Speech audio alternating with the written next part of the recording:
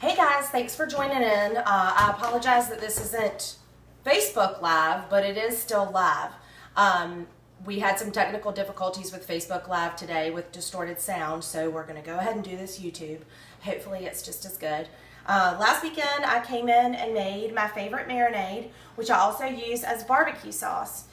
When you head to the grocery store and pick up barbecue sauce, usually the first ingredient is corn syrup, sugar, brown sugar, some type of simple sugar that's not great for you. This is completely paleo, sweetened only with honey and balsamic vinegar. Sorry. So today I put a 7-pound Boston butt in my crock pot this morning, fat side up, and started it 8 hours ago. So it has been cooking for 8 hours. I actually have not even messed with it at all. I just shut it off a few minutes ago. So there that is. You can see there's a lot of fat in here, and then there's fat layering on the top. So what you want to do, let me actually move it over to the island so you can better see. All right. So that is cooked all day. It's nice and tender. You can see when I poke it with a fork that it breaks apart very easily. You're going to want to have a pot to put your fat in. So here I'm going to pick up the translucent fat that's right on the top there. Scrape that right off. It comes off very easily. A little bit of meat might come with it, but that's not a big deal.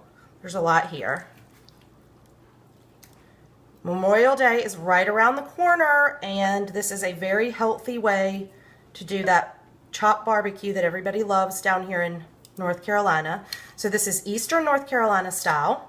Get as much of this fat off of here as we can see. And then I'm actually going to grab, this is a bone in. So I'm going to reach down in here with my tongs. See how easily it breaks apart? There's the bone. Slips right out of there. Continue just kind of cleaning some of this fat, and actually I am getting ready to pour off the excess, but bear with me because Brian normally uses the tongs and holds the meat so it doesn't slip. But you just pour off the fat.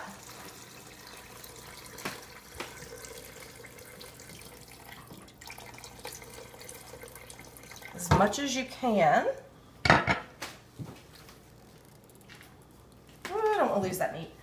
If you need to, if you don't have somebody to help you, you can grab a ladle and get the rest of that out of there. But if there's a little bit remaining, it's not that big of a deal.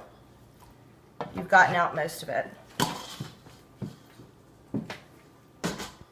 And this is so tender, it really doesn't require anything except for just breaking it up with tongs.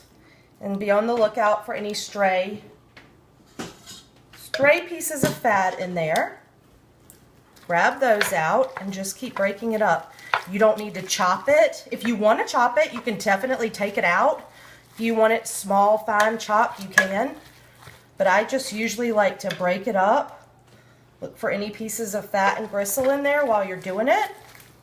Stir with your tongs right in the pot. I don't even take it out of the pot. Just keep going until you get it the consistency that you want it.